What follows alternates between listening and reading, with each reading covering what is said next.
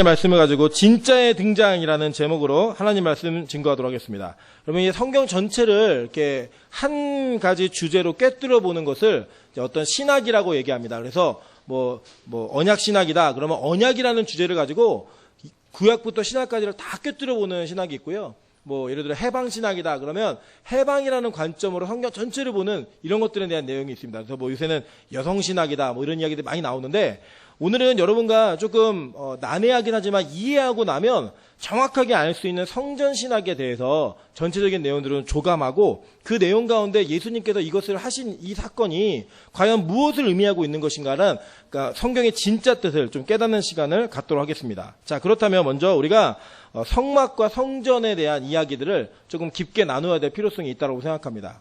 그런 구조라든지 이런 것들은 그것 자체가 주제일 때 배우도록 하겠지만, 오늘은 이 성막과 성전이 과연 우리에게 의미하는 것이 무엇이었는가, 이것들을 조금 더 기억하면서 보도록 하겠습니다. 먼저 출애굽기 40장 33절부터 38절을 보면 성막이 어떻게 완성되었는지를 이야기합니다. 그는 또 성막과 제단 주위 뜰에 포장을 치고 뜰 문에 휘장을 다니라. 모세가 이같이 역사를 마치니 구름이 회막에 덮이고 여호와의 영광이 성막에 충만하매 모세가 회막에 들어갈 수 없었으니 이는 구름이 회막 위에 덮이고 여호와의 영광이 성막에 충만하였음이며, 구름이 성막 위에서 떠오를 때에는 이스라엘 자손이 그 모든 행진하는 길에 앞으로 나아갔고 구름이 떠오르지 않을 때에는 떠오르는 날까지 나아가지 아니하였으며, 낮에는 여호와의 구름이 성막 위에 있고 밤에는 불이 그 구름 가운데 있음을 이스라엘 온 족속이 그 모든 행진하는 길에서 그들의 눈으로 보았더라 라고 얘기합니다. 이 성막이 지어진 것이 학자들마다 차이는 있겠지만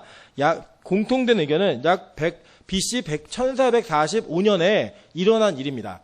이 성막이 완성되는 과정과 이 성막 안에 영광의 구름이 있다라고 하는 것은 굉장히 큰 의미가 있습니다. 여러분 잘 아시는 바와 같이 이 성막이 지어지기 전에 어떤 일이 있었냐면, 이스라엘 백성들이 금송아지를 숭배하는 일을 통해 하나님의 진노와 재앙을 받게 되는 그 직전의 상황까지 갔습니다. 그래서 그들이 죽을 수밖에 없는 그 상황 속에서 하나님께서는 성막을 지으라고 이야기하셔서 이스라엘 백성들이 성막을 열심히 짓습니다. 근데 그 짓는 동안에 여호와의 영광의 구름이, 그전까지 그들을 인도했던 구름기둥과 불기둥이 이스라엘 진 밖으로 떠나서 이스라엘과는 분리된 상황 속에 존재하고 있었다는 거예요. 그리고 여호수아는 그 영광의 구름에 가까이 있고, 모세는 이 구름과 백성 사이를 왔다 갔다 하면서 하나님께서 어떻게 중재하시는가를 보는 그런 일들을 했습니다. 그리고 나서 이 성막이 완성되고 난 이후에 모세가 그것을 다 끝마치니까 그 역사를 필하고 나자마자 멀리 떨어져 있던 영광의 구름이 이스라엘 백성들 안으로 들어오기 시작했습니다. 그래서 그 성막 안에 구름의 영광의 구름이 가득 참으로 말미암아 다시금 이스라엘 가운데 회복이 시작되었고, 그 회복 뒤에는 어떤 일이 있냐면 하늘로부터 불이 내려옵니다.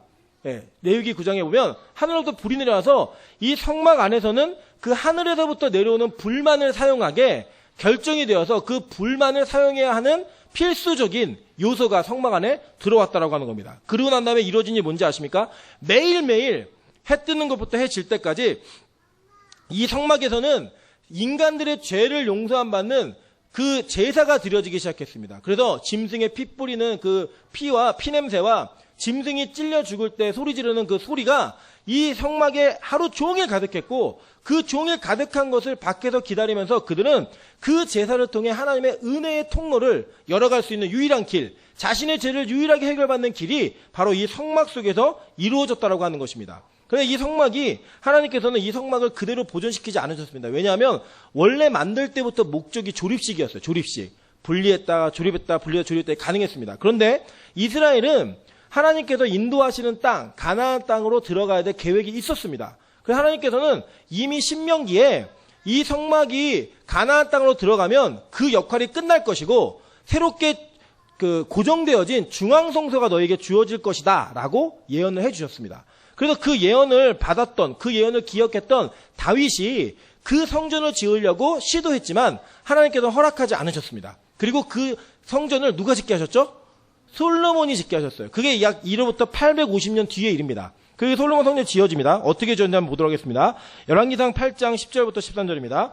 제사장이 그 구름으로 말미암아 능히 서서 섬기지 못하였으니 이는 여호와의 영광이 여호와의 성전에 가득함이었더라. 자, 출애굽기랑 비슷하죠, 그죠? 성전을 짓고 나니까 그 영광의 구름이 성전 안으로 들어왔다라는 거예요. 그때 솔로몬이 이르되 여호와께서 캄캄한데 더 계시겠다 말씀하셨사오나 내가 참으로 주를 위하여 계실 성전을 건축하였사오니 주께서 영원히 계실 처소로소이다 라고 얘기했어요. 하고 얼굴을 돌이켜 이스라엘의 온 회중을 위하여 축복하니 그때 이스라엘 온 회중이 서 있더라 라고 얘기합니다. 그러니까 이제 성막의 기능이 끝났고 성전으로 옮겨지면서 여호와의 영광의 구름이 성막에서부터 성전으로 옮긴 바 되신 거예요. 그리고 실제로 열왕기 역대하 7장에 보면 역대상 7장에 보면 솔로몬이 이 성전을 다 완성하고 기도의 판을 올려놓고 기도를 할 때 하늘로부터 뭐가 내려와요? 불이 내려옵니다. 불이 내려와가지고 이 불로 인해 성전에서 또 예배가 드려지기 시작하는 겁니다. 그리고 잘 기억하고 계셔야 돼요, 요거를. 자, 그러면서 이 성전이 계속 진행되었는데 이 성전이 진행되다가 하나님께서는 이 성전이 무너지게 되는 역사가 벌어집니다. 어떻게 되면 에레미야 52장입니다. 52장 12절부터 14절입니다. 바벨론의 느부갓네살 왕의 19번째 해 5째 달 10째 날에 바벨론 왕의 어전사령관 느부사라단이 예루살렘에 이르러 여호와의 성전과 왕궁을 불사르고 예루살렘의 모든 집과 고관들의 집까지 불살랐으며 사령관을 따르는 갈대아 사람의 모든 군대가 예루살렘 사면 성벽을 헐었더라 라고 얘기해요. 그죠? 이게 BC 586년에 있었던 일이에요. 다 무너진 겁니다. 심지어는 다 불타 없어졌어요. 다 사라지게 된 거예요. 다 사라지게. 그렇게 사라지게 됐다라는 거예요. 그리고 난 다음에 포로 귀환이 있습니다. 이제 되게 포로로 끌려가는 장면이거든요. 그리고 난 다음에 여러분 그 그림에 보시면 두 번째 된 그림에 보시면 1차, 2차, 3차에 걸쳐서 이 포로 귀환을 하기 시작합니다. 1차 때는 지도자가 수룹바벨이에요. 수룹바벨. 1차 때 와서 이 사람들이 한 게 뭐냐? 성전을 재건하는 일을 합니다. 성전을. 그게 에스라 1장부터 6장에 있는 이야기예요. 그 2차 때는 여러분이 잘 알고 있는 에스라가 아닥사스다 왕으로부터 약 1,700여 명의 인원들을 데리고 복귀를 합니다. 그리고 이들이 한 일이 뭐냐? 성민을 만드는 거였어요. 그래서 기존에 왔던 사람들과 새로운 사람들이 모여갖고 율법을 연구하고 그 율법의 말씀을 들으면서 자기들의 잘못된 행실을 고치는 일을 이곳에서 2차 기한 때 했습니다. 그리고 난 다음에 3차 기한이 있습니다. 이 3차 기한 때는 느헤미야 아시죠? 이 느헤미야가 자기들의 사람들 이끌고 4만 2천여 명의 사람들 데리고 들어와가지고 성벽을 재건하는 일을 했습니다. 그게 이제 아닥사스다 왕 때예요. 아닥사스다 왕 때. 그래갖고 이 1차, 2차, 3차에 걸쳐서 예루살렘의 성전이 다시 세워집니다. 그래서 그 성전을 수룹바벨 성전이라고 이야기합니다. 자, 볼게요. 에스라 6장 14절부터 18절입니다. 유다 사람의 장로들이 선지자 학개와 이또의 손자 스가랴의 권면을 따랐으므로 성전 건축하는 일이 형통한지라 이스라엘 하나님의 명령과 바사왕 고레스와 다리오와 아닥사스다의 조서를 따라 성전을 건축하며 일을 끝내되 다리오 왕 제6년 아달월 3일에 성전의 일을 끝내니라. 이스라엘 자손과 제사장들과 레위 사람들과 기타 사로잡혔던 자의 자손이 즐거이 하나님의 성전 봉헌식을 행하니 하나님의 성전 봉헌식을 행할 때에 수소 100마리와 수장 200마리와 어린 양 400마리를 드리고 또 이스라엘 지파의 수를 따라 수염소 12마리로 이스라엘 전체를 위하여 속죄제를 드리고 제사장을 그 분반대로 레위 사람을 그 순차대로 세워 예루살렘에서 하나님을 섬기게 하되 모세의 책에 기록된 대로 하니라. 이게 BC 515년의 일이에요. 그러니까 성전이 불타 없어지고 70년 만에 다시 포로 귀환을 해서 이 성전을 지을 때 있는 이 완성되는 일들이 일어났다라는 거예요. 예언처럼. 그래서 잘 보세요, 여러분. 성막에서 솔로몬 성전으로, 그죠? 그 솔로몬 성전에서 수룹바벨 성전으로 옮겨진 거예요. 그죠? 그런데 이 수룹바벨 성전이 무너지게 됩니다. 이제 성경에는 나오지 않은데 언제 무너지게 되냐면 여러분이 잘 알고 있는 알렉산더 대왕 아시죠? 이 알렉산더 대왕이 인도까지 바로 코앞까지 가서 정복을 하다가 뭐 여러 가지 기록에 의하면 무서워서 돌아갔기도 했다고 하고 군사들이 집에 가고 싶다고 얘기했기도 했고 병에 걸려서 그 정복을 더 진행하지 못하고 돌아오게 됩니다. 그런데 돌아오는 도중에 바벨론에서 병사합니다. 죽어요. 갑자기 이른 나이에 젊은 나이에 엄청나게 넓은 땅을 정복해놓고 급작스럽게 후계자를 남기지 못하고 죽어요. 그러는 바람에 어떤 일이 벌어지냐면 그의 휘하했던 장군들이 그 나라를 제국을 분할해갖고 통치하기 시작합니다. 여러분들 뭐 역사 다 기억하실 필요는 없고요. 성경과 관련된 두 나라만 기억하시면 됩니다. 여기 지도에 보시면 셀류쿠스 왕조라고 있는데 저는 이제 셀류쿠스라고 쉽게 줄여서 얘기합니다. 외국어니까 상관없습니다. 셀류쿠스 왕조하고 프톨레미 왕조 이 두 나라가 이제 딱 그 두 나라가 성경의 역사와 맞물리게 됩니다. 그러니까 여러분 이 프톨레미 왕조는 여러분이 익숙한 지도자를 압니다. 누구냐면 이 프톨레미 왕조의 여왕이 있는데 그 여왕이 누구예요? 네, 클레오파트라예요. 클레오파트라. 클레오파트라 그래서 흑인이 아니었을 가능성도 상당히 큽니다. 여러 가지 뭐 사료들이 있긴 하지만 어찌되었든 프톨레미 왕조의 후손이 바로 클레오파트라인 거예요. 그리고 이제 이 셀류쿠스 왕조는 뭐 여러분 잘 아시지는 모르겠지만 안티오쿠스, 뭐 에피파네스 이런 사람들이 있어요. 근데 이거 이름은 기억 안 하셔도 되는데 이 사람들이 이제 뭐라냐면 셀류쿠스 왕조가 강할 때는 이스라엘이 셀류쿠스 왕조 지배 아래 있고요. 프톨레미 왕조가 강할 때는 프톨레미 왕조 지배 아래 있었어요. 그러니까 이게 서로 각주전을 벌이면서 어느 나라가 더 센가에 따라서 이스라엘의 운명이 결정되기 시작합니다. 그런데 이 셀류쿠스 왕조가 누구한테 망하냐면 로마에게 망해요. 로마에게 망하는데 로마하고 처음에 딱 붙었을 때 지니까 이 셀류쿠스 왕조의 왕이 열받아가지고 화풀이를 어디다 하냐면 예루살렘에 와서 했어요. 그래서 성전을 다 무너뜨리지 않고 성전의 제사를 돼지피로 제사 드리는 걸 바꿔버리고 여기에 레슬링 시켰어요. 다 벗고 나체로다 레슬링하는 그런 일을 시키고 할례 받은 사람들을 다시 할례를 복원하고 또 말 안 듣는 사람들 눕혀놓고 마차로다가 다 깔아뭉개 죽이고 이런 일들을 막 한 거예요. 그래가지고 이게 열받아가지고 어느 한 사람이 불꽃처럼 일어나서 이 그 셀류쿠스 왕조를 몰아내자는 독립운동을 펼칩니다. 그게 누구냐면 마카비예요. 마카비. 이 마카비가 이 독립운동을 펼침으로 말미암아 생긴 게 이스라엘 땅에 하스모니안 왕조라는 왕조가 생깁니다. 이 왕조가 생겼는데 이 왕조가 생기면서 이들이 또 뭔가 성전을 짓는데 성전을 지었던 그 내용 가운데 로마 장군 폼페이우스가 나중에 여기를 정복하면 그걸 또 다 무너뜨려 버려요. 자, 그런 와중에 여러분 잘 아시는 사람이 나와요. 이제 여기까지 다 잊어버리세요. 누가 등장하냐? 헤롯이 등장해요. 여러분 잘 알고 있는 헤롯. 근데 이 헤롯이 출신이 어디냐면 출신이 에돔 사람입니다. 근데 정치적 역량을 잘 발휘해가지고 유대인들을 다스리는 왕이 된 거예요. 그러니까 우리로 얘기하면 어떤 왕이 된 거냐면 우리나라에 일본 출신 대통령이 세워진 거예요. 그러니까 국민들의 마음을 얻으려 그러면 굉장히 힘들겠죠. 그러니까 이 헤롯이 고민하다가 뭘 하면 이 유대인들의 마음을 얻을 수 있을까라고 고민하다가 이거면 되겠다라고 결정한 게 뭐냐면 성전을 지어주자예요. 성전. 그래서 그 성전을 짓는 그 성전이 예수님 시대에 아직 다 미완성됐지만 짓고 있었던 성전이 바로 예수님 시대에 있었던 헤롯 성전인 거예요. 그러니까 이 헤롯의 성전을 지은 목적은 다른 건 뭐 하나님에 대한 경외심 이런 게 아니라 그냥 유대인들의 마음을 얻어보고자 성전을 짓게 된 겁니다. 그리고 그 성전에서는 예배를 드리는데 이 예배를 드리는 것이 사실은 굉장히 형식적이고 무의미하게 드려졌습니다. 일단은 성전이 타락을 해버렸어요. 자, 어떻게 타락하냐면, 자, 이거 보시면 돼요. 먼저는 이 타락의 역사도요, 성막과 그 솔로몬 성전과 스룹밤에서 다 맞물립니다. 그 맞물린 거 다 보실게요. 성막은 어떻게 타락을 했느냐? 자, 볼게요. 먼저, 출애굽기 28장 1절입니다. 너는 이스라엘 자손 중 내 형 아론과 그의 아들들 곧 아론과 아론의 아들들 나답과 아비우와 엘르아살과 이다마를 그와 함께 내게로 나오게 하여 나를 섬기는 제사장 직분으로 행하게 하되 출애굽기 29장 29절이에요.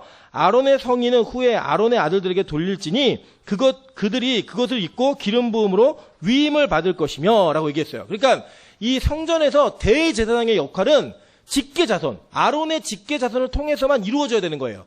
이거는 무조건 세습입니다. 세습. 다른 사람이 할 수 없어요. 자, 그런데 어떤 일이 벌어졌느냐? 자, 마태복음 27장 41절을 보니까 자, 어떻게 나와요? 대제사장들이라고 얘기해요. 그죠? 여러분 보세요. 원래 대제사장은요, 한 사람밖에 없어요. 한 사람. 두 사람이 있으면 안 돼요. 왜냐면 죽어야지만 다음 대장이 세워질 수가 있거든요. 그러니까 죽어야지 승계되고 죽어야지 승계되고 이런 거예요. 그런 식으로 승계가 되는 우리나라 옛날에 왕정시대 생각하시면 돼요. 왕이 죽어야지만 이렇게 됐잖아요. 그렇게 되는 것처럼 그렇게 세워지는 건데 지금 신약 성경에 보니까 대제사장들이라고 얘기를 해요. 그죠? 이게 뭔가 모순이 있는 거죠. 이게 어떤 역사냐면 아까 얘기했던 하스모니아 왕조하고 아주 밀접한 관련이 있습니다. 이 왕조가 독립을 성공을 해요. 마카비가. 성공하고 난 다음에 야, 우리가 독립도 성공했으니까 나 제사장 할 거야. 그리고 제사장까지 해버려요. 다윗을 흉내냈어요. 제사장까지 해버려요. 그래갖고 그 직계 자손들이 해오다가 나중에는 힘 있는 사람들이 막 하게 된 거예요. 그러다 보니까 나중에 로마가 이스라엘을 통치하게 되니까 이 대제사장 자리가 돈이 되는 자리인 거예요. 왜 돈이 됐느냐? 헤롯 성전에서 예배를 드리는데 예배를 드리려면 뭐가 있어야 돼요? 재물이 있어야 되잖아요. 재물이 있어야 되는데 그 재물을 검사해 주는 사람이 제사장들이에요. 흠이 있으면 탈락이에요. 데리고 왔는데 뭐 눈이 멀었다든지 전박이라든지 이러면 탈락이에요. 그러니까 그거를 결정해주는 사람이 누구다? 제사장들인 거예요. 그러니까 이거를 결정해주면서 자기들이 욕심이 생기기 시작한 거예요. 뭘 하면 되냐면 처음에는 그래서 성전 근처에다가 목장을 운영했습니다. 목장을 운영해가지고 야 너네들 그냥 편하게 와. 지갑만 갖고 와. 와가지고 이걸 사면 무조건 통과시켜주니까 걱정하지 마. 그래서 거기에 사가지고 그것을 갖다 팔기 시작했어요. 그런데 이제는 그 목장에서 성전까지 가지고 오는 것도 귀찮은 거예요. 그리고 이들이 점점 이걸 끌어다가 성전 안으로 들어오기 시작했습니다. 그리고 성전 이방인의 뜰에서 그들이 그걸 갖고 장사를 하기 시작한 거예요. 그리고 이게 돈이 될까요, 안 될까요? 돼요. 심지어는요, 그때 당시의 기록을 보면 원래 시세의 약 80배의 물가를 받았답니다. 80배 정도로. 그러니까 어마어마한 거죠. 그런데 여러분 생각해 보세요. 그때는 이스라엘 백성들이 워낙 멀리 살았기 때문에 소나 양을 끌고 오다가 양이 다치거나 흠이 생기잖아요. 다시 집에 가야 돼요. 얼마나 힘들어요. 그죠? 그러니까 그래 한 번이니까. 그리고 우리 뭐 돌잔치, 뭐 결혼식, 장례식 이럴 때 폭리가 많잖아요. 이유가 뭐예요? 두 번 죽는 거 아니니까, 뭐 두 번 결혼할 거 하는 사람도 물론 있지만 두 번 결혼할 거 아니니까 그냥 한 번 쓰고 말자. 이런 마음으로 다 내는 거잖아요. 그래서 이 유대인들은 그래 비싸도 그냥 갖고 오는 것보다 나아. 그리고 이 제사장들이 자기네 거 팔아먹으려고 괜히 트집을 잡는 거예요, 자꾸. 눈이 먼 것 같은데 안 돼, 탈락. 털이 한 올이 색깔이 달라. 안 탈락. 그래서 탈락을 시키니까 그냥 사서 쓴 거예요, 계속. 그래서 사서 쓰는 게 습관이 된 겁니다. 그리고 이게 로마가 보니까요, 대제사장이 어마어마하게 돈을 버는 거예요. 그래서 그때 대제사장이 누구냐면 안나스예요. 그러니까 야, 안 되겠네. 안나스 잘라. 그러고 잘라요. 로마에서. 그러니까 이 안나스가 이게 돈이 되니까 자기 사위에게 돈을 엄청 쥐어줘가지고 야, 너 가서 대제사장한테 사와. 그래갖고 이 가야바라고 하는 사위가 가서 사왔어요. 그 사온 사위가 바로 예수님을 죽였을 때 대제사장인 거예요. 그 사위가. 그래서 이 예수님을 재판할 때 이 대제사장들이라고 하는 것은 장인과 사위를 얘기하는 거예요. 그러니까 안 맞는 거죠. 이미 타락한 거예요. 근데 이스라엘 백성도 그거 다 알았거든요. 다 알았는데 그냥 묵인한 거예요. 그냥 형식적으로 예배만 드리면 되니까. 우리 예배만 드리면 상관없고 뭐 대제사장이 누가 됐든 뭐 상관없어. 1년에 그냥 3번 예배 딱 드리고 끝나면 돼. 라고 하는 마음으로 누가 해도 상관이 없다라는 마음으로 그냥 서로 좋은 게 좋은 거다. 그러면서 흘러 오고 있었던 거예요. 이거 잘못된 건지 다 알았습니다. 이게 옳지 않다는 걸 다 알았어요. 더군다나 자 볼게요. 뒤에 보시면 이들이 장사했던 이방인의 뜰은요. 솔로몬이 지었을 때 특별한 목적을 가지고 지었던 곳이에요. 자 볼게요. 역대하 6장 32절부터 33절입니다. 주의 백성 이스라엘에 속하지 않은 이방인에 대하여도 그들이 주의 큰 이름과 능한 손과 표심팔을 위하여 먼 지방에서 와서 이 성전을 향하여 기도하거든 주는 계신 곳 하늘에서 들으시고 모든 이방인이 주께 부르짖는 대로 이루사 땅의 만민이 주의 이름을 알고 주의 백성 이스라엘처럼 경외하게 하시오며 또 내가 건축한 이 성전을 주의 이름으로 일컫는 줄을 알게 하옵소서라고 얘기했어요. 자, 그러니까 솔로몬이 여러 가지 기도를 하는데 그중에 이방인을 향해서 기도할 때는 뭐라고 하냐면 하나님, 이방인들은 하나님 모르니까 밖에서 멀리 성전을 바라보고 기도만 하더라도 좀 그 기도에 응답을 좀 해주세요. 라고 얘기를 한 거예요. 그러니까 이 이방인의 뜰은 뭘 위해 있는 거냐면 믿지 않는 하나님을 몰랐던 백성들이 하나님 안으로 들어오게 하기 위한 전도의 장소였던 거예요. 근데 여기서 뭘 했느냐? 장사했던 거예요. 이곳에서 양과 소와 비둘기야 갖다 놓고 돈 바꿔주는 거 갖다 놓고 장사한 겁니다. 그러니까 누가 못 들어오는 거예요? 이방인이 못 들어오게 된 거예요. 그런 모습으로 지금 성전이 유지가 되고 있었던 겁니다. 여러분 성전의 목적이 뭔지 아십니까? 성전의 목적은 다른 거 아니에요. 하나님과의 화평을 이루는 것입니다. 화평을 이루는 것. 원래 죄로 인해 죽어야 되는 백성들이 하나님과의 화평을 이루는 장소로서 그 방법으로서 유일한 것이 성전에서 예배 드리는 거였어요. 그래서 그들은 그 예배를 목적으로 성전을 섬기고 성전의 중요성을 얘기하고 있었던 거였고 또 그곳에 이방인의 뜰을 만들어서 하나님을 모르는 백성들조차도 같이 예배할 수 있는 환경을 만들어냈던 것이 바로 성전에 고안된 디자인이었습니다. 열린 공간이었어요. 열린 공간. 자, 그런데 거기서 장사하고 있는 거예요. 누구를 위해서? 자기들의 편의를 위해서, 자기들의 이익을 위해서, 자기들이 가지고 있는 욕심을 위해서 이 장사를 하고 있으니까 아무도 못 들어오는 거예요. 자, 보세요. 에베소 2장 14절부터 19절 뭐라고 해나? 그는 우리의 화평이신지라 둘로 하나를 만드사 원수된 것 곧 중간에 막힌 담을 자기 육체로 허시고 법조문으로 된 계명의 율법을 폐하셨으니 이는 이 둘로 자기 안에서 한 세 사람을 지어 화평하게 하시고 또 십자가로 이 둘을 한 몸으로 하나님과 화목하게 하려 하심이라. 원수된 것은 십자가로 소멸하시고 또 오셔서 먼 데 있는 너희에게 평안을 전하시고 가까운 데 있는 자들에게 평안을 전하셨으니 이는 그로 말미암아 우리 둘이 한 성령 안에서 아버지께 나아감을 얻게 하려 하심이라. 그러므로 이제부터 너희는 외인도 아니요 나그네도 아니요 오직 성도들과 동일한 시민이요 하나님의 권속이라 라고 얘기해요. 예수님도 돌아가시고 자기의 성전을 통해 이루신 게 뭐예요? 이방인들, 나그네들, 이런 사람들 이제 더 이상 나그네 아니고 이방인 아니다. 너희들 다 우리 가족이다라는 거였어요. 그게 원래 성전에 포함되어 있던 거예요. 그러니까 여러분 눈치를 채셨죠? 성막과 성전과 모든 것들은 다 누구 상징하는 거다? 예수와 예수의 사역을 상징하고 있는 거예요. 그러니까 그 성전은 오히려 지금 이방인의 뜰은 그 목적대로 사용되는 것이 맞는데 거기서 교회가 자기 그 성전을 섬기는 자들, 하나님을 섬긴다는 자들이 자신들의 유익과 자신들의 편의를 위해 독차지하고 있었던 거예요. 다 밀려난 겁니다. 아무도 못 들어오게. 하나님이요, 이 모든 일들에 절규하십니다. 절규. 보도록 할까요? 자, 에레미야 7장 1절부터 4절입니다. 이거 솔로몬 형전 때 있었던 선지자예요. 에레미야는 여호와께로부터 에레미야에게 말씀이 임하니라. 이르시되 너는 여호와의 집 문에 서서 이 말을 선포하여 이르기를. 성전에 서라는 거예요. 여호와께 예배하러 이 문으로 들어가는 유다 사람들아, 여호와의 말씀을 들으라. 만군의 여호와 이스라엘의 하나님께서 이와 같이 말씀하시되 너희 길과 행위를 바르게 하라. 그리하면 내가 너희로 이곳에 살게 하리라. 너희는 이것이 여호와의 성전이라, 여호와의 성전이라, 여호와의 성전이라고 하는 거짓말을 믿지 말라라고 얘기했어요. 그러니까 이미 그들이 하나님 앞에 범죄를 너무 많이 해갖고 하나님은 이 성전을 무너뜨리고 이들을 포로로 보내시기로 작정하신 거예요. 그리고 난 다음에 에레미야에게 너 성전에 가갖고 들어가는 모든 사람에게 여기 성전 아니라고 얘기하라고 얘기한 거예요. 왜냐하면 너무 악하니까. 예배를 드리는 행위는 있는데 그 행위를 수반한 하나님께서 원하시는 선한 삶이 없으니까 하나님이 야 무너뜨려버려. 이거는 닫을 거야. 여기 성전 아니야. 그 선포하라는 거예요. 그러니까 여러분 생각해 보세요. 우리로 따지면 이런 거예요. 교회 들어오는데 어떤 한 선지자가 서가지고 맨날 얘기하는 거예요. 여기 교회 아닙니다. 여기 교회 아니에요. 믿지 마세요. 그럼 뭐예요? 이 안에 들어있는 다 가짜라는 거잖아요. 그죠? 설교라는 목사나 예배 드리고 있는 사람은 모두가 다 가짜라는 거예요. 가짜. 너네 다 가짜다. 가짜다. 가짜다. 이 얘기를 외치고 있으라는 거예요. 그러니까 에레미야가 얼마나 미움받았겠어요. 그런데 그게 하나님의 마음이었다는 거예요. 하나님의 마음. 하나님이 그 성전에 드리는 예배를 안 받으셨다는 거예요.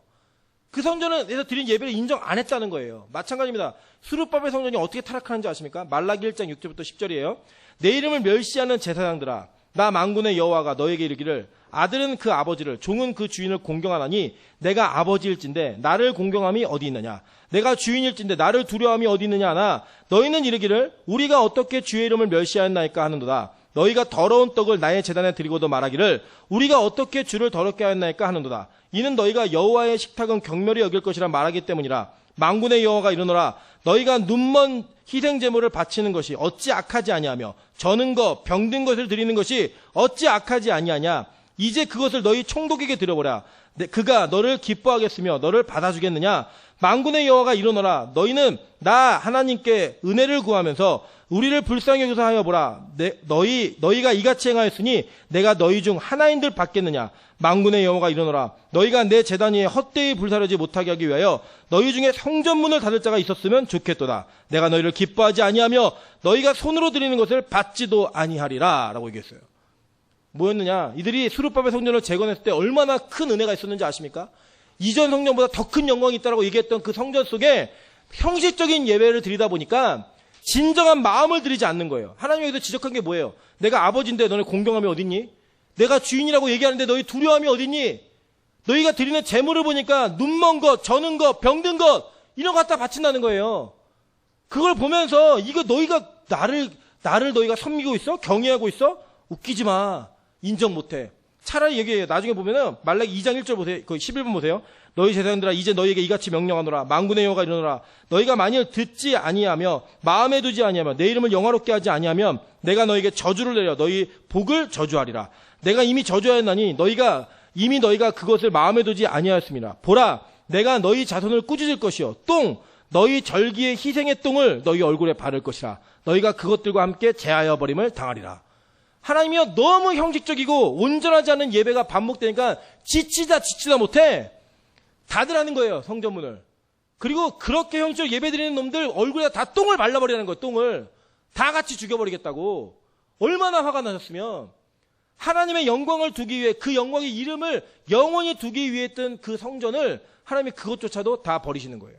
필요 없어. 이건 아니야. 다 버리셨어요. 그런 모습이 있었다는 거예요. 여러분, 예배는요 이렇게 중요한 겁니다. 예배는 이렇게 어마어마무시한 무거운 의미가 있는 겁니다. 그래서 여러분, 예배는요 그 무엇보다도 앞세울 수 없는 것이고, 그 무엇보다도 예배보다도 더 중요한 건 없습니다. 없어요. 그 우리가 인정해야 된다는 거예요. 우리 안에 예배가 있습니다. 여러분, 예배를 많이 드리다 보면요 사람이 형식적이 돼요. 제가 담임 목회를 5년 정도 한 친구가 저랑 이제 통화를 하면서 그런 얘기 하더라고요. 요새는 5년 정도 목회라고 설교하다 보니까 성경을 보는데 설교를 하기 위해 성경을 본다는 거예요.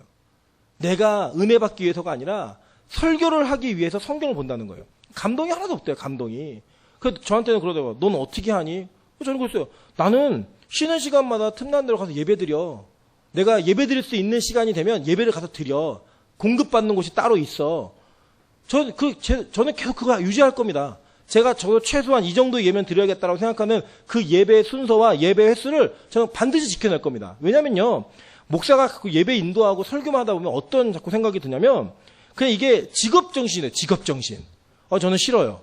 저는 감동이 없이 제가 설교를 하는 건 싫고요. 감동 없이 목회하는 건 싫어요. 제가 그렇게 얘기했어요. 제가 목회를 빨리 은퇴하는 그 가정이 있다면 딱 한 가지예요. 하나님을 향한 감동이 사라질 때예요. 설교를 하고 있는데 십자가가 은혜가 안 되고 말씀이 막 신나지 않고. 여러분 근데 그거 느끼지 않으세요? 임철 목사가 보면은 우리는 막 1시간 가까이 막 힘들어 죽겠네. 혼자 신났잖아요. 막 재밌어갖고 막 신나가지고 못 느끼세요? 저 안에는 그래요. 제일 행복해 보이는데 그때가. 저 진짜 행복합니다. 진짜. 말씀을 깨닫는 거, 그 깨달은 것들이 전해지는 거 너무너무 행복해요. 저는.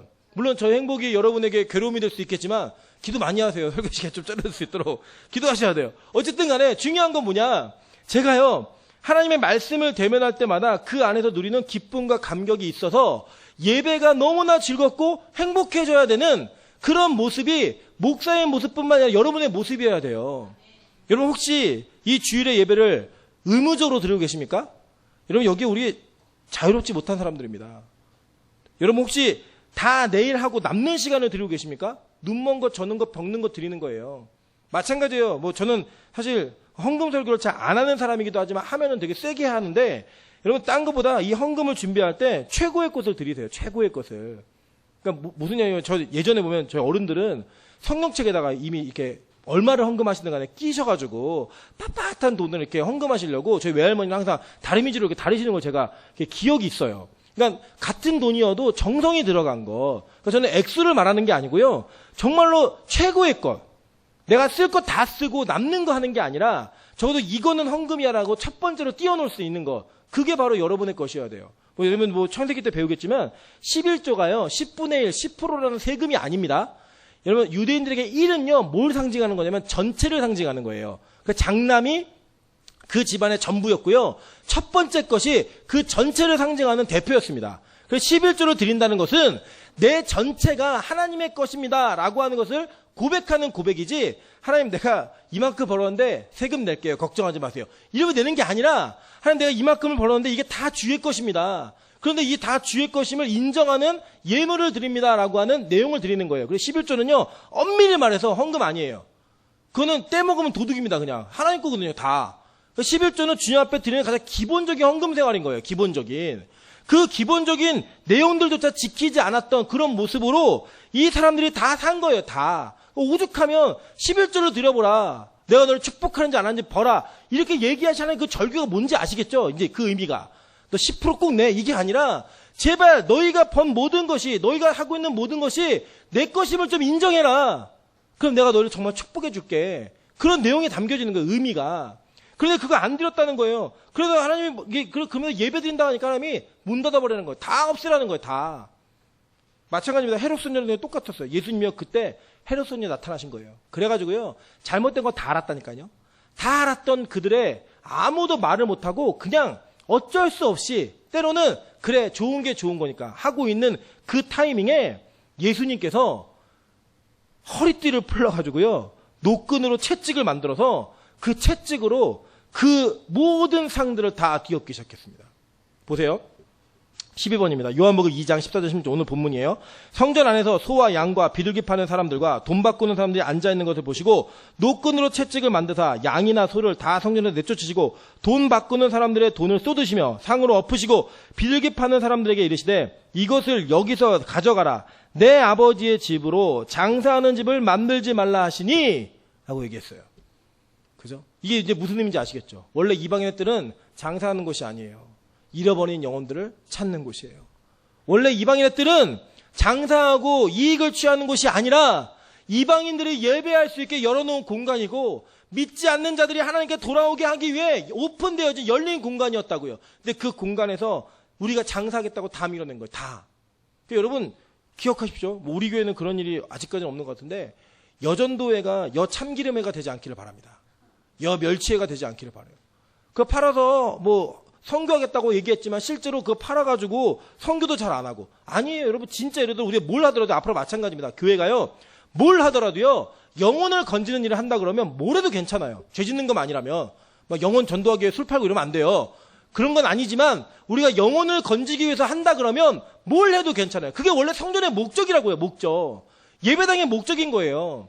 그래서 제가 오전 예배, 일부 예배 때도 얘기했지만 교회 안에 막 고가의 물건들 막 너무 귀중하고 깨끗하게 관리하려고 하다 보니까 문 잠그는 일이 막 벌어졌어요. 그래서 우리는 진짜 어딜 기도하러 가려고 그래도 열린 교회가 없어요. 열린 교회가. 이름은 열린 교회인데 문은 닫혀 있어요. 교회 이름은 열린 교회인데 문 열은 거 닫혀 있어요. 기도를 못 해요. 기도를. 저는 우리 교회가 나중에 이제 리모델링 하시겠다 결정했으니까 어떤 규모로 하게 되든 간에 이 공간 안에 불신자가 들어올 수 있는 그들이 제일 편하게 있을 수 있는 그런 공간이 되었으면 좋겠습니다. 우리끼리 패가르고 우리끼리 우리 거라고 주장하고 누가 했느냐 하는 그런 거 얘기하면서 못 들어오게 하고 밀어내는 그런 거. 이게 바로 망한 성전의 원래 표본이에요. 표본. 저는 교회가 이것을 버려야 된다고 생각합니다. 마찬가지 여러분. 우리가 교회잖아요. 그죠? 우리가 교회인데 우리끼리 모여가지고 새로운 사람이 들어와도 인사 한번 제대로 하지 않고 그렇게 따뜻한 말 한번 건면하지 않는 그 모습이 장사하는 그 모습이에요. 우리끼리 좋자고 우리끼리 행복하자고. 아니라니까요. 교회는 그런 곳이 아니에요. 교회는요. 새로운 사람들 때문에 불편한 곳이에요. 그들을 대접하고 대우해 주냐고 힘든 곳이에요.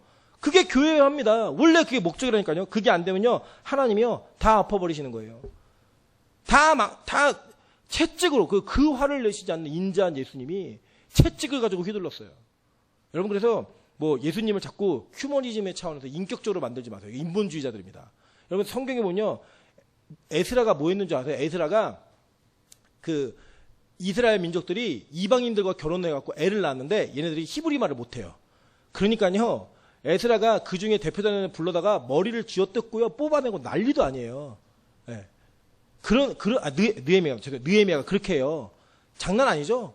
폭력적이잖아요. 근데 그게 영혼을 살리는 길이라면, 하나님의 뜻을 실천하는 길이라면 그는 주저하지 않았어요. 예수님께서요, 바리새인들에게 욕하십니다. 그죠? 세례요한도 욕했어요. 뭐라고 욕했죠?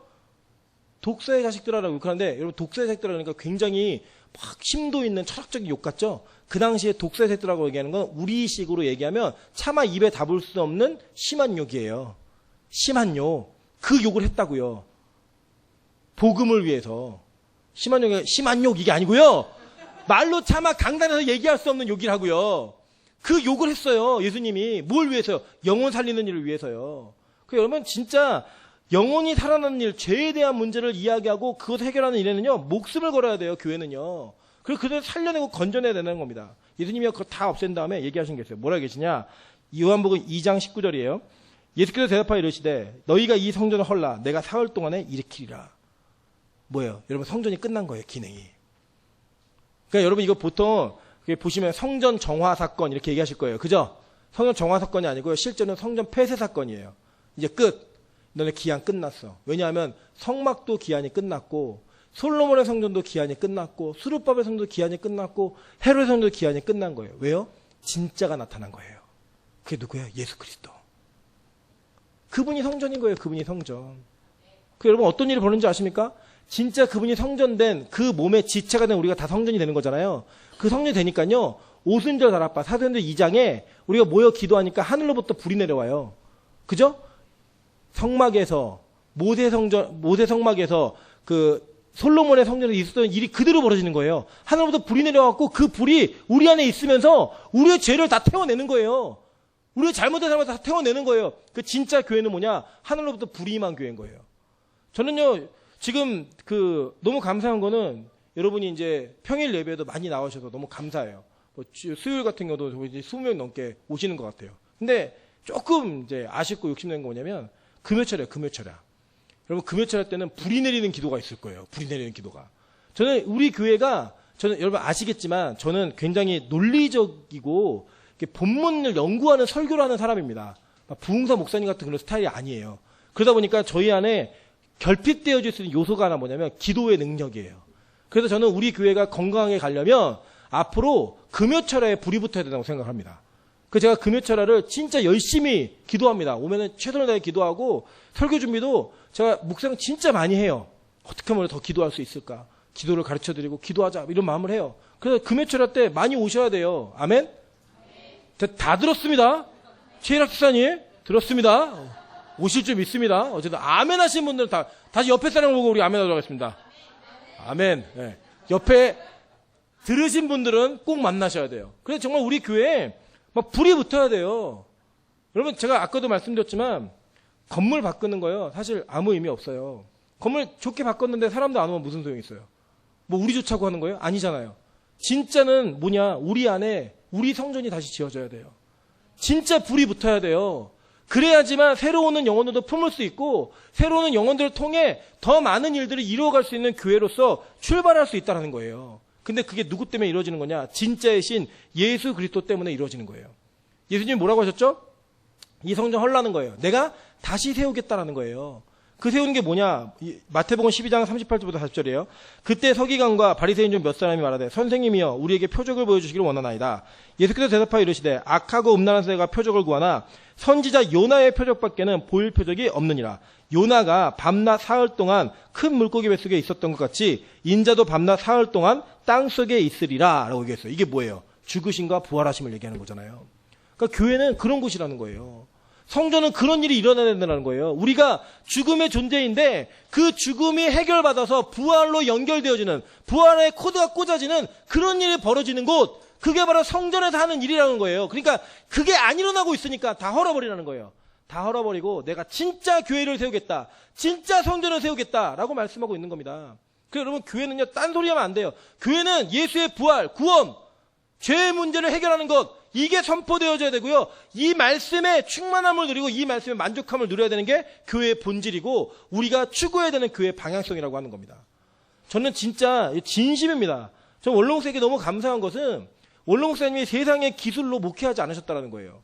만약 여러분 그렇게 목회하셨으면요, 저 같은 사람이 여기 설교하면 여러분 되게 마음의 거부감이 상당히 큽니다. 근데 지금 아멘이라고 응답하시는 게 저는 너무 감사해요. 감사한 게 뭐냐면 여러분 잘 배워 오셨기 때문에 그 배워오신 텃밭에 이제는 그 씨앗들이 싹을 틔우고 줄기를 맺고 열매 맺을 시기가 되어서 하나님이 또 저 같은 사람을 부르신 것 같아요. 또 그게 합당하지 않으면 또 다른 분들이 오시겠죠. 그 전혀 문제되지 않아요. 왜냐하면 이 교회는 하나님의 교회니까, 하나님의 나라가 이루어지는 거니까. 그런 일들로 이루어지는 모든 상황들이 너무나 저는 이 빛과 성교가 좋은 교회라고 생각하는 거예요. 진짜로요. 여러분 우리 세상의 기술 없이 부흥하는 거 한번 보여줬으면 좋겠습니다. 세상 사람들 많은 거 하잖아요. 그죠? 뭐 방송도 나가시고 뭐 목사가 책도 내갖고 유명해지기도 하고 뭐 마티즈 걸어놓고 뭐 사람들 추첨해서 주기도 하고. 우리도 한번 할까요? 네. 뭐 걸을까요? 뭐 걸어놓고 하고 제가 타던 거 걸까요? 뭐든 막 그런 거 걸고 그럼 막 많이는 모이겠죠. 근데 그들에게 복음이 들어가냐고요. 진짜 복음으로 승부 못 보잖아요. 저는 진짜 복음으로 승부 볼 수 있는 교회가 우리 교회가 되기를 주님의 이름으로 축원합니다. 여러분 그것이 우리에게 출발인 거예요. 출발. 그래서 이번에 리모델링 하실 때도요 건물에 집중하지 마세요. 그냥 그거는 전문가들이 지으면 제일 잘 지어요. 우리 뭐냐, 이걸 지으면 하나님 우리의 마음의 성전이 잘 지어질 수 있게 도와주십시오. 우리 빛과 소금에게 성도들이 진짜 교회로서 온전하게 좀 지어질 수 있게 좀 도와주십시오. 그거 하나입니다. 여러분 무슨 의미가 있겠어요 건물이. 저는 뭐 건물의 부족함이 성도들을 뭐 이런 것도 크게 저는 의미 없다고 생각합니다. 그러나 그동안 우리가 하나님을 생각하는 마음, 하나님께 드렸던 마음들을 좀 한 군데 모아서 이걸 발판으로 우리 교회가 역전의 발판을 좀 마련해 보자는 거예요. 더 많은 사람들이 와서 기도할 수 있고, 더 많은 영혼들이 살아날 수 있고, 우리가 진짜 예배를 드릴 수 있는 교회. 예배가 최고의 가치가 되는 교회. 여러분, 지각도 하지 마세요. 지각이 얼마나 큰 잘못이냐면 4시간 다 쓰고 내가 할 것 다 하고 그리고 남는 시간 드리는 거잖아요. 다른 이유가 아니고 개인적으로 싫어해서가 아니라 남는 시간 드리는 거잖아요. 이제는 그런 거 없어야 돼요. 우리는 이제 예배 시간 철저해야 됩니다. 오늘 제가 또 회개해야 될 제목은 회의를 하느냐고 예배 시간 늦었어요. 너무 불안한 거예요. 저희 아내가 뒤에서 예배 드려 막 시기를 막 하는데 그래 맞아 예배 드려야 되는데 제가 마음에 회개하는 마음으로 올라왔습니다. 우리가 그런 존재예요. 바쁜 게 있으면 예배가 뒷전으로 미뤄지고 무언가 안 좋은 게 있으면 다 뒷전으로 미뤄지는 거. 제가 참 요새도 생각하는 게 저희 어머니 참 대단하신 것 같아요. 저희 어머니가 이게 뭘 하다가 국수를 이렇게 사람들이 삶다가 예배 시간 지난 거예요. 어머니가요 다 들어와 그냥 다 들어와. 그래서 국수 그냥 다 뿌려 버렸어요 그냥. 그런 거예요. 예배 시간에 간식 사왔어요.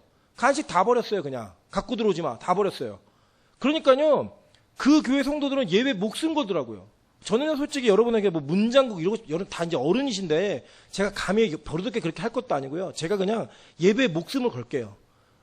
저 목사는 예배에 목숨 거는 인간이구나. 예배 잘못 드리면 하여간 눈치 받는 교회구나. 이런 교회 만들어서 예배가 가장 최고의 가치를 지니는 이 예배의 주인공이 하나님만 되시는 그런 예배 기대되지 않으세요? 저는 그 생각만 막 가슴이 뛰어요. 하나님 예배의 영광이 사라진 한국교회 가운데 진짜 예배드리는 교회가 이 중계동 노원 땅에 있습니다. 그렇게 될 겁니다. 하나님 이 교회를 좀 지켜주십시오. 이 교회 예배가 그 어떤 것에도 밀리지 않는 그런 가치를 지닐 수 있게 도와주십시오. 오늘도 감사한 건요. 일부 예배 때 많은 성도들이 늘기 시작했어요. 더 기대하는 거는 지각을 안 하시고 오셨으면 좋겠어요. 지각 안 하시고 오셨으면 좋겠어요. 그런 은혜 가운데 우리가 계속 하나님의 영광을 추구하고 기대하고 바라면서 한 가지 최고의 것을 드리는 거, 최고의 것. 저는 그 모습이 있어야 된다고 생각합니다. 그런 가운데 우리에게 진짜 있어야 되는 핵심이 뭐냐? 부활. 죄 해결에 대한 기쁨, 감사. 그게 저와 여러분에게 있어야 되는 거예요. 보세요. 고린도전서 3장 16절부터 10절에 이렇게 얘기합니다. 너희는 너희가 하나님의 성전인 것과 하나님이 성령이 너희 안에 계시는 것을 알지 못하느냐. 누구든지 하나님의 성전을 더럽히면 하나님이 그 사람을 멸시하시리라. 하나님의 성전은 거룩하니 너희도 그러하니라. 그래서 우리가 거룩한 존재인 거예요. 그래서 우리가 하나님께 접붙임받은 존재이기 때문에 거룩한 존재이지 내가 거룩해서가 아니라 접붙임받는. 그래서 여러분 그런 예배가 우리 교회에 있어야 됩니다. 저는 있게 될 거라고 믿습니다. 여러분 그 예배를 통해 진짜 하나님 진짜가 계시는군요. 형식적으로 드렸던 예배들. 그리고 이제 저 여기 더는 얘기 안 하려고. 왜냐면 또 그 창세기 4장에 이거 똑똑한 얘기가 더 나와요. 네, 더 나와가지고 제가 참 힘들어요 마음이. 근데 여러분 이거는 좀 이해해 주셨으면 좋겠어요. 이해해 주셨으면 좋겠는 게 진짜 진리의 말씀은요. 진짜로 생명의 말씀은요. 아무리 지혜롭게 부드러운 언어로 포장을 해도요. 우리 안에 심각한 찔림이 됩니다. 솔직히 말씀드리면 그렇게 포장할 수도 있는 게 아니에요. 죽는다고 하면 죽는다고 전해줘야 돼요. 망한다고 하면 망한다고 전해줘야 돼요. 그게 할 일이에요. 여러분 저는 다 잘해서 그런지 아십니까? 아니에요. 저도요. 말씀드릴 때마다 찔리고 힘들어요. 좀 부드럽게 얘기했으면 좋겠고 저도 그렇게 말 안 했으면 좋겠어요. 근데요. 이렇게 말 안 하면 제가 죽을 것 같아요. 하나님 저를 죽이실 것 같아요. 그리고 그렇게 말 안 하면 여러분이 그 길을 계속 가다가 죽을 것 같아요. 그래서 바꾸고자, 그래서 고치고자 하나님이 보내셨다면 해야죠. 끝까지. 무슨 일이 있어도 제 직분이 제 위치가 뭐든 간에 말씀 들고 섰을 때는 하나님 마음으로 외쳐야죠. 그런 마음으로 서는 겁니다. 여러분 예배는 그렇게 소중한 거예요. 예배는 그렇게 절대적인 겁니다. 왜냐하면 그리스도 자체가 성전이시기 때문에 그분을 모신 내가 성전이기 때문에 저와 여러분의 그런 예배가 있어야 된다는 거예요. 여러분 이제 건물이 성전 아니에요. 우리가 성전입니다. 그러면 우리 안에서 하나님을 온전히 예배하는 예배가 없으면 하나님은 우리조차 폐해버리시고 무너버리실 거예요. 그게 무슨 말인지 아십니까? 지옥 간다는 얘기입니다. 지옥 간다는 얘기요. 다 무너뜨려서 그런 일이 없어야 됩니다. 아멘? 저는 적어도 빛가서공교회 모든 성도들이 천국에 대한 소망으로 말미암아 여러분의 성전을 다시금 잘 지어가서 진짜 예배가 우리 안에서 시작되어지는, 진짜 복음이 우리 안에 시작되어지는, 예수 그리스도를 모시는 그 성전이 우리 교회로부터 출발하고 나로부터 출발하는 그런 귀한 은혜가 있기를 주님의 이름으로 축원합니다. 제가 같이 한번 통성으로 기도하겠습니다. 하나님, 그동안 우리가 너무 형식적인 예배 드렸습니다. 눈먼 것, 저는 것, 병든 것 드리면서도 예배하고 있다라고 위안했고 서로를 축복했습니다. 근데 아니잖아요. 하나님이 말씀하셨습니다. 절기에 제 모래 똥을 얼굴에 발라버리고 싶다고. 그 대상이 저와 여러분 아닙니까? 하나님, 다른 사람 얘기할 필요 없고요. 하나님, 나를 좀 고쳐주십시오. 내가 진짜 예배하는 사람 될 수 있게 도와주십시오. 진짜 예배하는 사람 될 수 있게 도와달라고. 우리 주여 세 번 크게 외치는 통성으로 같이 한번 기도하겠습니다. 주여! 주여!